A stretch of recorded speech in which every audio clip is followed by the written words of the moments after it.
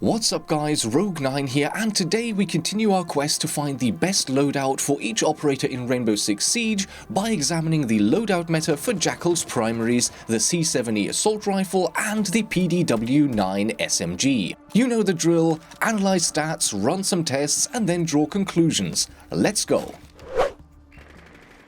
Many thanks to Mastrop and the Sennheiser PC37X gaming headset for sponsoring this video. If you've been following my Twitch streams, you will have seen me using this headset quite extensively over the last few months, and I have to say I'm really happy with it. Sennheiser is of course known for great quality speakers, and great quality speakers translate into great quality sound. The microphone mutes itself automatically once you flip it up, and you get a volume control on the other side. And with the headset being light and comfortable to wear over long periods of time, I would say that this headset is a great all-in-one solution for anyone looking for a mic and headphone combo. But don't just take my word for it, the item currently has 563 reviews on the Mastrop website with a great customer rating of 4.5 out of 5 stars. So if you're in the market for a great quality headset, I can only recommend the PC37X, and if you use the link in the description below, it shows Mastrop that you came from me. I've really been looking forward to having a closer look at Jackal's primary weapons, since he is the only attacker in the game that gets to use an SMG, and it's quite, special, I would guess, is the word. Here's an overview of the most important stats for both guns, and at first glance we can see a lot of green and red mixed for each of the guns, which indicates that they each have their own strengths and weaknesses, and that's always great to see. Arguably the most important aspect of any gun in video games is its combat efficiency, and here the PDW9 specifically is rather unique. For every single shot, the C7 is one of the most powerful assault rifles in the game up to 25 meters, but after drop-off, it's actually one of the weakest.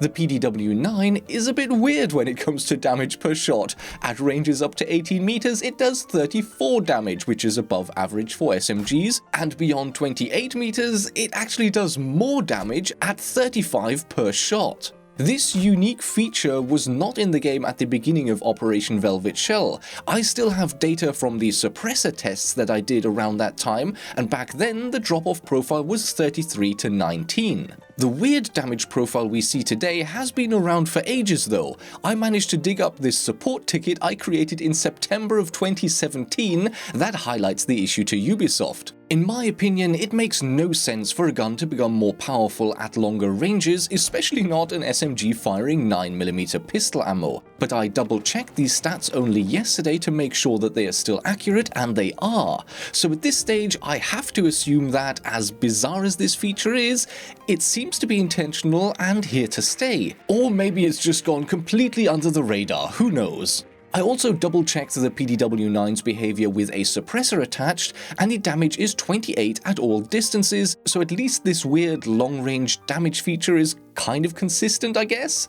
What does 35 points of long-range damage mean in comparison to other Rainbow Six guns? Well, it makes the PDW not only the most powerful SMG at these ranges, but it is also stronger than any assault rifle or any machine gun, making it the most powerful full-auto long-range weapon.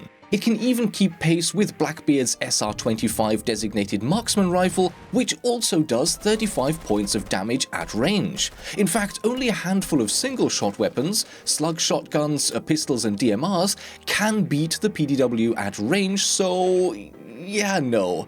I still think this has to be a mistake. It's inconsistent with the rules that apply to all other guns in the game, and totally nonsensical that the only attacker SMG should be so dominant at long range. But that's how it is, and how it has been for about a year and a half now, so what do I know? Fire rate, interestingly, is exactly the same for both of Jackal's primaries, and 800 is a good bit above the 746.7 RPM average for assault rifles, but slightly below the 818 RPM average for SMGs, but not by much. Combining the single-shot damage with the fire rate gives us the damage per second output, and so of course the C7 is much better than the PDW up close, but because of the weird drop-off, the PDW becomes the more powerful gun at 30 meters plus. Compared to the average 538 DPS of the assault rifle class, the C7 is a great gun at close range, and in fact, it is only beaten by Fuse's AK-12. The long-range rifle average is 314, so that is a bit of a weakness for the C7. At close ranges, the PDW9 is also the second best in its class, beaten by the MP7, and comes in significantly above the 403 DPS average. At longer ranges, it is quite simply one of the most powerful guns in the game, only beaten in theory by the BOSG and the Keratos. But iron sights, single-shot weapons versus a full-auto 50-shot SMG? Yeah, no, for me the PDW9 is quite simply the best long-range weapon in the game. Because why the hell not? So for short-range fights, bring the big-ass assault rifle, for long-range fights, bring the pistol-caliber AR-15 clone. Makes sense. The shots to kill charts pretty much confirm this theory. At short range, the PDW pretty consistently needs one more shot to down or kill than the C7, except against level 1 armor where it's the same, and against level 3 armor with rook plates and leg shots where it's 2 more. And because the fire rate is the same for both guns, that means that at regular Rainbow Six combat ranges, the PDW9 takes around 75 milliseconds extra to down an opponent, apart from the 2 exceptions I mentioned earlier. At long range, you can see that the C7 really begins to struggle, taking between 5 and even up to 12 shots to down or kill an opponent, while the PDW is basically unchanged except for needing only 4 shots against level 2 armors with rook plates. And unsurprisingly, the long range time to down or kill is hugely tilted in favor of the PDW. Capacity is also much better for the PDW, and that's a good thing because reloading the gun is significantly slower. The C7 is an amazingly fast gun to reload, the best assault rifle in the game, and even faster than most SMGs with the exception of Frost's C1 9mm. The PDW9 on the other hand is the slowest reloading SMG from empty and only just a little quicker than the 2.7 seconds of Vigil's K1A for a tactical reload.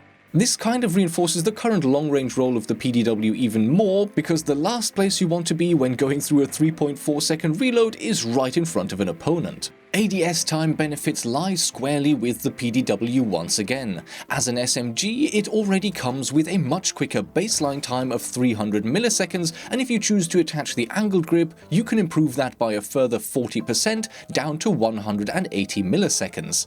Now back in the day, the C7-E used to also have the quick ADS of the SMG class. This benefit was in the game for quite a number of seasons, and only in a recent standardization exercise was the C7 slowed down to match all of the other assault rifles. So while it used to be amazing, it's now just an average rifle and therefore not as good as the PDW. As you can see in the comparison images, the hipfire spreads while standing still or kneeling are very similar for both guns, but the C7-E has a definite advantage when prone, while the PDW9 gets a massive boost while jogging, so that's moving without holding down the walk or the sprint keys. While moving, this not only gives the PDW an advantage if you choose to take a risk and spray down an opponent without aiming, but it will also give you a further advantage when aiming in on a suddenly appearing enemy. From the moment you press the aim button to the moment you are fully aimed in, the spread decreases linearly until the gun becomes perfectly accurate, and if the spread starts out smaller, you will get a decent level of accuracy slightly sooner. I mean, at the end of the day, the advantage would be a couple of frames, so yeah, hipfire spread is not really a huge factor, but I would still take the better jogging spread over the better prone one. And last but not least, recoil. In the charts on the left side for each gun is the default recoil, and as you can see, the PDW9 is slightly better in terms of the vertical recoil and also has far less of a tendency to spread out over time. In the game's code, the randomized movement from shot to shot is governed by a stat called the recoil diamond, and for the C7, the diamond becomes quite large after 3 shots. The PDW drifts off to the right slightly, but the grouping remains much tighter. The second chart for each gun gives us the improved recoil with the muzzle brake and vertical grip attached, and in this configuration the PDW becomes relatively easy to control. And specifically for this comparison, I also included a third chart for the C7 with the vertical grip and compensator, and even though the compensator does nothing to control the vertical muzzle climb, the recoil diamond becomes much more manageable, and so there is a decent argument to be made for using the compensator instead of the muzzle brake. Which attachment is right for you? I would say that if you tend to use short bursts, the muzzle brake is better, since the first 3 shots become really easy to control. If you tend to go for mag dumps instead, you might be better off with the benefits provided by the compensator instead. It's up to you, but all in all, I would say that the PDW wins the recoil comparison whichever C7 option you go for. In fact, I ran some practical tests to compare the controllability of the two guns in different configurations, and while the PDW was much easier to control with the vertical grip attached, I would say that for short to medium bursts, you could well get away with using the angled grip, which will take your ADS time below that of the pistols, a huge bonus in certain situations. And so let's try to summarize this. Which gun is the better choice for Jackal? Well, it's definitely not an easy conclusion to draw, since each have their own strengths and weaknesses. The average combat distance in Siege is just under 10 meters, so the C7's close range power is far more valuable than the bizarre long range capability of the PDW. And with the same fire rate on each gun, I would say that the C7-E takes the crown when it comes to killing efficiency. It also has unbelievably good reload times, which is another bonus, but on the other hand, capacity and ADS time are much better for the PDW, as is the jogging hipfire spread, and that can make the PDW a very good gun for aggressive pushes. If you can tolerate the additional recoil while using the angled grip, the 180 millisecond ADS time can allow for amazingly fast snaps, and that's pretty much the thing with the PDW. Despite being a long-range powerhouse, when you get in close, you will want to go for headshots as much as possible, and if you have the aim, the fast ADS time and low recoil of the gun can allow you to do just that. If you're more of a just-for-fun style player and you tend to get most of your kills with body shots, then I would say that the C7 is definitely the way to go. But for those confident on their headshots, the PDW9 with the right setup can offer some significant benefits. So at the end of all that, all I can say is that Jackal has really good guns, full stop. Well, except for the ITA-12L shotgun. It's really not a great shotgun, and why bring that when you also have access to a pistol shotgun? Yeah, no, forget that thing.